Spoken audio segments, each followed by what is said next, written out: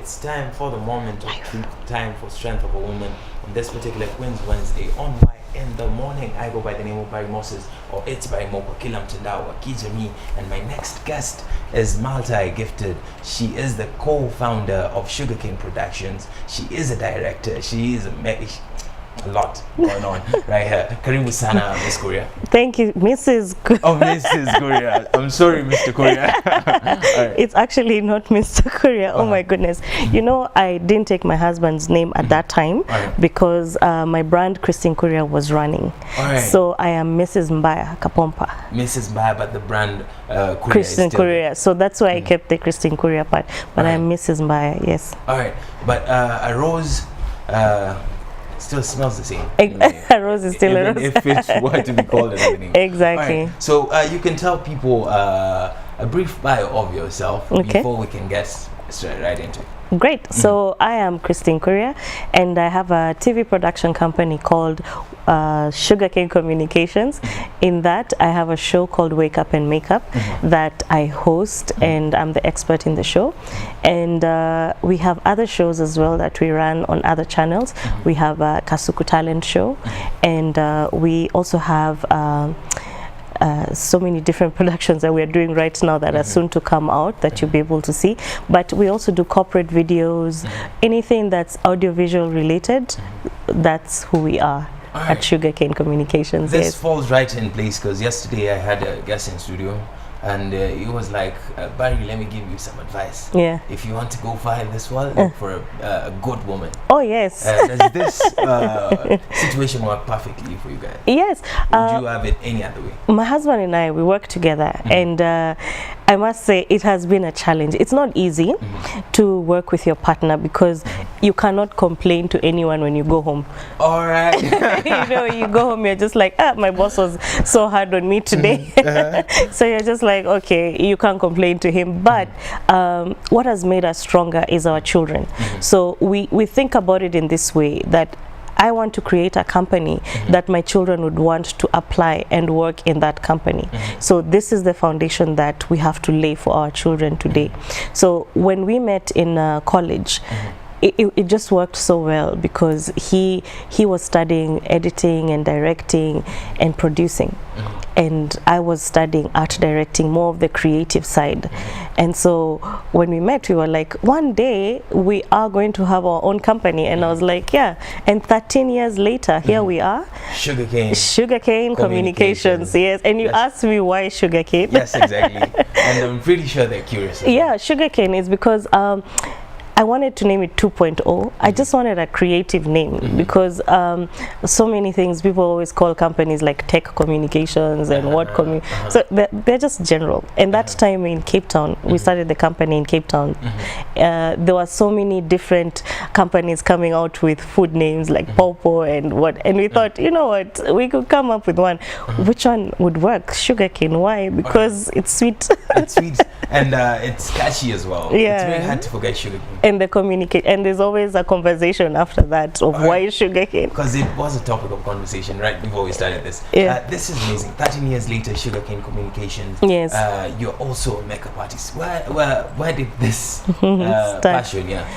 Okay, so I've always been into makeup and hair and just looking overall beautiful. My mom was one of the women who really directed me to that because she was a very talented hairdresser, and she had other businesses that she was running, but I used to help her a lot when she would have those days back in the day. She had a spa, so I'd help her with that a lot. And then so I just started learning from there, and I just started. Was this your first job? That was my first job. I think I was 5 years old. You got paid though? I was no, in kind. In kind. And food. So she was paying food, electricity, and the roof over my head. And she was always like, you know what, yeah, maybe one day you'll do this. She eventually went into the corporate industry and she worked as that. But I just started having that passion inside of me, and I thought to myself, you know what, I like this beauty thing. So when I went to study art directing, I started doing makeup as a side hustle. So the makeup was like like this big thing that just evolved as I was studying. So opportunities started opening one after another. This is in Cape Town. Yes. So of course here, when I started it in Kenya, I assisted a makeup artist who was doing a Coca-Cola advert. So she called me that day. She told me, just come and help me. There's this job that I'm doing and I need someone to help me. So I helped her. And when I helped her, I was like, wow, you can actually make a career out of this. And that time as well, we were doing makeup for Ridiculous. Do you remember? Yes, I was it a big in fan. your age group? I was alive. I think I was eating it then. Yeah. So I would do makeup for Ridiculous at that time. And then we... Even the crazy kind of makeup where you making a young man look old sometimes. Exact special effects, yeah. Yes. So initially when I was going to Cape Town, that was what I was going to study, special effects. And I thought I'm really passionate about special effects. I want to make all these monsters and making people bleed and all that. And I did that. I studied that in the art directing part. But then I just ended up not feeling satisfied. I felt like there's more to it than this. I don't want to make people look bad. I want to make them look beautiful. I like it. Yeah, because I was like, this is not working for me. And the worst thing is, one day I went to intern at this huge production company where they make all these big props. And I thought, okay, fine, let me go and intern there. Because for me, if I want something, I just go out there and get it. I'll come and ask you, can I come and work here? Even if it's for free, I just need to learn. And that is why you're here with us on this particular segment. You can read that out loud. Strength of a woman. Yes. good. I wish you can cue the Shaggy song after this. Okay. All right. So your story is quite inspiring, and you're a hustler, for lack of better words. Yes. You are a go-getter. Yes. And you're multi-gifted, you're multi-skilled, and you went out to learn these things by yourself. All right. Comparing Cape Town or South Africa in general and Kenya in terms of film production in that field, whatever exists in that field, do you think we are doing well as a country? I don't think we are, to be very honest, in terms of we don't have one thing about Cape Town, let me explain it so that it's very clear. When I was now looking for a school to go and study film and art directing specifically, there weren't those schools in Kenya first. So that I had to look, okay, where should I go? Should I go outside the country, or should I what should I do? And I found Cape Town was the closest. And with Cape Town, it's structured in such a way that there's so many different productions going on, because remember, the film industry is all about experience. In as much as a lot of people are going to schools, they are not being handed opportunities to come and learn and work in different productions. And that's how in Cape Town we learned so much, because my first year, I can say my first job that I went to intern, it was in my second or third month. But you see, now in Kenya it's harder. We get a lot of students coming to our company, and when you look at the work that they're producing, you're like, which school did you go to again? Because in Cape Town, a student who's coming from 4 years of film school is able to produce a lot, because this person has been working daily on different productions. So the opportunities, it's very hands-on. This is a practical job. This is not a theory job. Like I could say in my class, theory was, I think, once a week, and we were all sleeping in that class because it was so boring. But we were always creating, and we were always out there doing something. And that's what we need in Kenya. We need to create a film industry that a lot of youth who are coming out can be able to really like work in different companies, come to KBC, intern, go to so and so place, and obviously find people who are experienced and people who are good at what they do. Because that's the other thing, that we have very few people in Kenya who are really good at what they do and passionate. Passionate is the word, because you can be good but you're not willing to help other people. So this is what I loved about Cape Town, is that you could go, there were hundreds of production companies and people who are really experienced, and so I could learn from them and pick up something from there. And I go to someone else, like I can say my freelance makeup jobs that helped me to go to different production companies, films, you name it, and magazines. That's what made me decide to open my production company. So that was my schooling. Yeah, so that's what we need in Kenya. Can we put our hope in sugarcane communications? Of course, we can, and with our government as well, because right now you can see that they're really trying to bring in a lot of different activities for people to be able to learn about film. Like right now, things are going to change in Kenya, because even right now with the show that we do of Kasuku Talent Show, you're finding that, you remember the what was it, right now there's a film section that they have opened up in the, what is this thing that everyone always goes for every year? The dancing one. The drama competition. Oh, drama festival. Drama festivals, right, yes. right. So the drama festivals, you're finding now in Kenya, they've introduced a film segment. So they're encouraging the youth to be able to start learning how to film. And with that, we are going to get a new revolution of great filmmakers. So things are changing in Kenya, and we are getting more and more exposure, which is a good thing. Powerful. This is a quick one. Yes or no? Did you experience xenophobia by chance? Yes. It exists? Yes. That's a story for another day. That's a story for another day. Yes. All right. So there's this bill about 60% local content being aired on local TV stations. And yes, it's a good concept. But do you think we are really actualizing it? In a way, yes, we are. In a way, we are. But you see, the other thing is that we get from our company's perspective, we always get a lot of people saying that they've given production companies money, and then they don't produce good content. And this is now where even the government is saying, hey, wait, we're doing something about it, but what are you doing as a producer? You know, so we are looking into things like, what are the production companies should be responsible for the budgets that they're getting, and also produce good content at the end of the day, because if we're all passionate about what we do, we'll be very careful about, but some people are just doing it as a side hustle because they heard, okay, so now the government needs 60%, so let me open a production company, buy equipment and do this and do mediocre stuff. We need to get out of mediocre. We need to be able to start saying, let's produce good content. And that's the struggle we have sometimes, where even looking for cameramen, soundmen, and really like professionals, they're very few, and the few that are there are very expensive. So if we have that, what can we be able to do? Because we need many to be able to produce the 60%. So I think it's important for us to work together with producers who are really good at what they are going to do, for us to start bringing good content, because Kenyans want to watch amazing shows. Kenyans want to watch Kenyan stories, and they want to watch Kenyan stories. And we have, there's nothing we can say we don't have in Kenya. We have everything. We have all the talent, or we can get all the equipment we need. There's nothing about that. But the problem is that you're getting greedy producers, where they get the money, they don't want to pay people, and then they end up, you know, especially when you're given the budget. There's a difference between when I don't have the budget and I'm trying to save and when you're given the budget,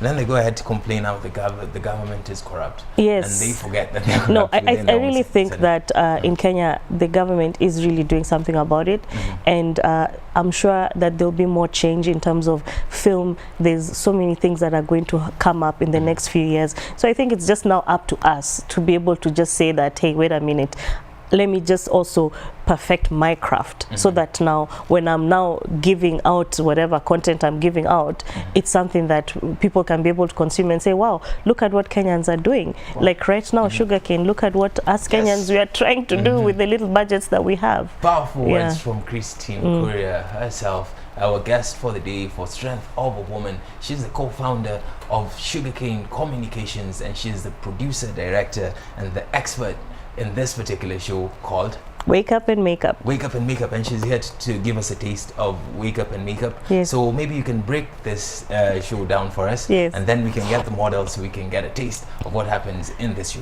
Great. So Wake Up and Makeup is a show that seeks to enhance women's image both inside and out. And I came up with that show because remember I told you about the makeup jobs that I've been doing.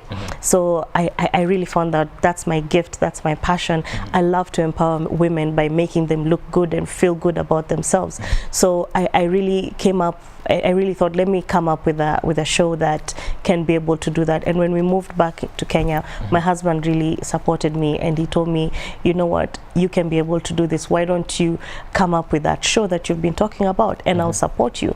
So we started it off about, we started creating the content slowly but surely, and then now it's blowing up into something else. So what we do is we take different issues that general women go through, and we talk to different experts, and after talking to different experts and finding a solution, we now do the makeover after. So because the makeover is one of the things that I love to see a woman before and after, and making her really see that she's beautiful, she's amazing, because sometimes women they've not seen that. How would I look all dressed and dolled up? So this woman, now we take her and we transform her, and when she looks at herself, she really goes like, you know what, I am awesome, and I can be able to accomplish awesome things. So apart from the image and apart from the external things that you see, we really try and tackle the internal problems that we have. And I heard looking good is very important. Yes. For your psyche even. Of course, I mean, even men in Kenya, funny enough, I find men dress better than women. Women don't kill me. I didn't say it. I didn't say nothing. She said it. I don't know. Lately, guys are really stepping up, and the men are like, when I'm having my show, I invite guests, male guests to come. I'm like, oh, wait a minute, am I dressed? Because this guy is like, he's so dolled up, and I'm like, okay, good. So men are waking up to that. So women, what's going on? You find women are like, miss you, lady, my makeup. I mean, it's not about slay queening in that sense, you know. I think that word slay queen has been misused, and now any woman who looks good is called a slay queen. So what are we supposed to do? A woman who does her hair and makeup, that's fine. You need to get up and wake up, and makeup is all about waking up and making up your life. So don't just sit there and wait for life to happen. You know, make things happen for yourself. So you think this what was made up by some chauvinist somewhere? Yes, I think, you know, let her be, let her shine in her long hair and her slaying. Let her slay that, because at the end of the day, she's having confidence to get out there and do something. And I think that word must have come from women, because women have this thing of killing each other. You know, when a woman looks good, when she feels good, when she's confident, you want to step on her, you want to pull her down. You know, so wake up and makeup is all about bringing up a woman and just making her feel like you are worth it. You are able to do everything. Obviously, for me, I always believe through Christ who strengthens me. Yes. You know. And on the days that I look good and people tell me, "Oh, Barry, you look good," I end up being more productive as well. Thank you. That happens. Yeah. So officially, Barry is Slay Daddy. Yeah, I'm with Slay Queen. I'm with Slay Queen. Yeah. So maybe you can take us through the makeup. This is one of the segments in the show. Yes. So just give us a taste of the show, and then you can tell people how to get to watch this particular show. So I'd like to invite the model, as you can. Okay. So we're just going to do something light. Let's say you're a youth person, you're young, you're vibrant, and you really are not looking to slay so much, as you said. So you want to look fresh and you want to look beautiful. So this is what we're going to be able to do right now. On my model, I'm just going to make her, she's already beautiful. You don't need makeup to make you look beautiful. You have to just be beautiful first, from the inside out, and the rest just flows. So I'm just going to make her look even more beautiful, as she can see. Yes, she's smoking. She already looks beautiful. She already looks what's beautiful. your name, so I can tell the views? I'm Cynthia. Cynthia. Yeah. Yes, so our model of the day is Cynthia, and she's looking gorgeous, but she's about to take it a notch higher. Yes, I like that. She's going to take it a notch higher. All right. Yeah. So wake up and makeup. Yes, wake up and makeup. This is a taste of wake up and makeup live on Y254. And by the way, don't forget, on Wake Up and Makeup, we have an episode of Varsity to Career where we're showing you tips and tricks of how to look good, because you are coming out of the university or college, and now you're getting into the career world, and you're thinking, whoa, that is a very tough phase in life. Exactly. So what should I do? And even on a budget as well, because it's important for you to also be on a budget to be able to just look good and just feel that confidence. So you find a lot of students getting it all wrong, and they're all over with makeup. With here, I'm just going to show you little basic things that you can be able to do and look good. Cynthia is looking ready. Yeah. So let's head so straight we can head on there. Yes, as you prepare to do that, 22162 is our SMS line. Start with YM254. Don't forget to leave your name and where you're watching us from. Preferably, you can hit us up on Twitter. That is at Y254 channel, or you can hit us up on Facebook, Y254, Instagram. Follow us on Instagram, Y254 channel. And yes, please send us your views, your comments, your feedback, your requests. We'll be willing and very happy to share them with the viewers. Another thing I'd like to urge you is to if you're a talent out there and you'd like to feature on Y in the Morning on Freestyle Fridays, keep sending your content on 22162, start with YM254, and then get your friends, your fans, and your family to vote for you. The person with the most votes gets to be on Freestyle Friday on Y in the Morning, hosted by yours truly. It's Barry Moore on every social media platform, and Hilda with the. Yes, I think we're ready now. Yes. They can follow me on Instagram. They can Facebook. follow you on the gram as well. On the gram. Christine Kuria. All right, Christine Kuria. What about Sugarcane Communication? Yes, yes, also on Sugarcane Communications as well. Yes. All right. Mafans wengine wanasema niekewe makeup, but Actually, yeah, we can also. Men only need powder. That's all they need, and good skincare. Because even men need to take care of their skin. Great. So with Cynthia, you can see she's got really beautiful skin. I don't know which camera we are on right now. On this one. Camera 4 is your camera. Thank you very much. So Cynthia's makeup is very easy. I'm going to put a foundation on her skin. You can start foundation, so, you can start eyebrows, either way, as long as you get to the destiny. To the destination. All right, so say Cynthia is going to work maybe. Yeah. Cynthia works at a communications company. And yes, she's dressed like a good PR person. Yes. So can this work? At the end of this, can she take this to work? This makeup look can go with anything, any occasion that you're going for. You know, when it comes to work, you have to always keep it very simple, but still very pretty.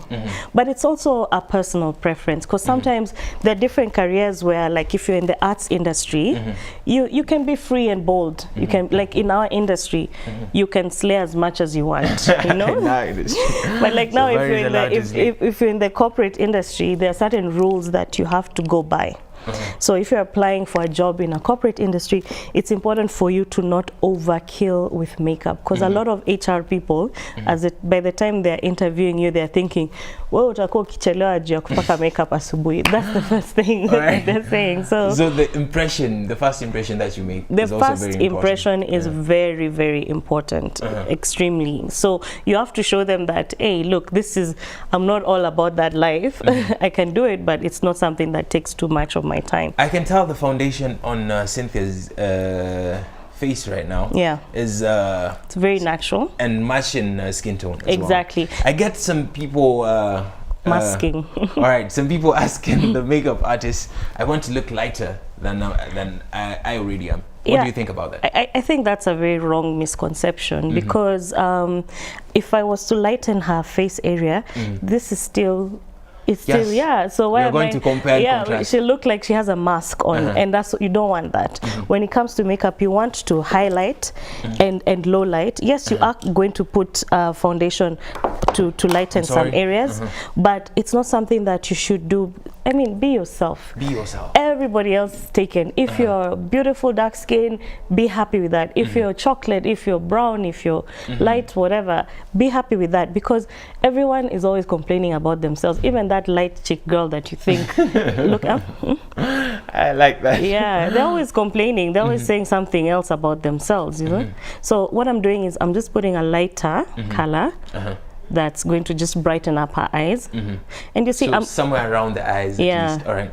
And then the other thing I would encourage women is that, just women or men, take care of your skin. It's important for you to take care of your skin, because that you won't need too much makeup.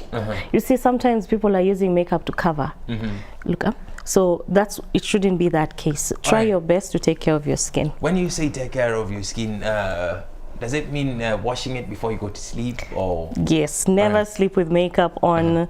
Always making sure that you even use natural products. I advocate for natural products because you can always find them, and it's easy and it's affordable. Like right now, the Liwa soaps, the turmeric soaps, you know, you can give yourself a face mask using just general, and that's the other thing that we cover at Wake Up and Makeup, where I show you how to make homemade masks just from things that you get from your pantry at home. I have quite a number of sisters, and they used to waste our honey instead of putting it on bread. An egg. And yes, it goes to the face, and I used to complain a lot about this. Does it help?